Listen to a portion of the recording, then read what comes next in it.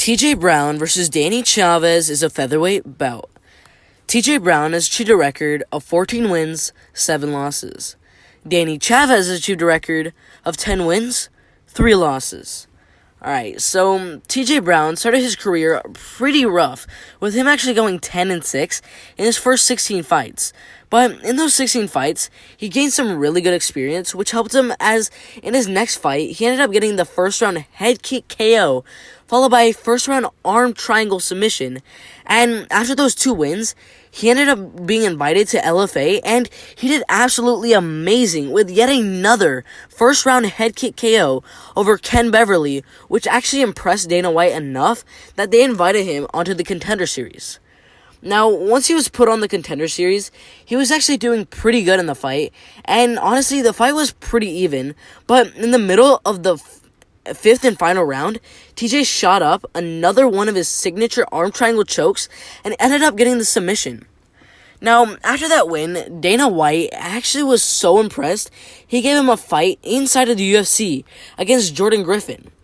Now, in the fight, I have to say, TJ looked pretty amazing, and he was on top for most of the fight, but after one of his takedowns, Jordan Griffin snuck in a guillotine choke, which had TJ's corner worried, and close to the end of round 2, he ended up tapping, making it a loss in his UFC debut.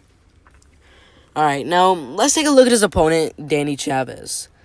Alright, so Danny Chavez is actually 3 years older than TJ at 33 years old, and is currently making his UFC debut. Alright, so Danny started his career in 2010, where he had a 4-fight win streak, all by decision, but ended up losing his first fight by decision in his 5th ever fight. And after that fight, he was 4-1, but he actually ended up going on a 3-fight win streak, all by decision.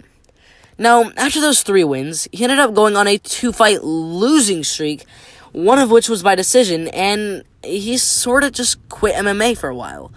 And after 2 years of a layoff from MMA, he came back in 2018 with 3 straight first-round KOs, which got him into the UFC and into his debut.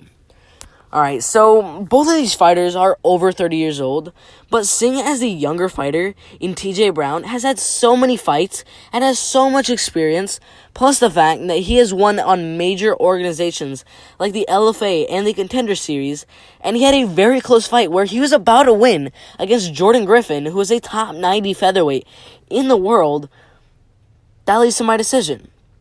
I think that TJ Brown grappling skills, will be too much for Danny to handle, and he'll get the win by unanimous decision. Alright, if you agree, disagree, or something to say, make sure to put in the comment section below, and I'll make sure to back to every single one of those comments. Make sure to like, subscribe with notifications turned on so you don't miss the absolute best MMA content out there. It's been fun, but I'm out of here.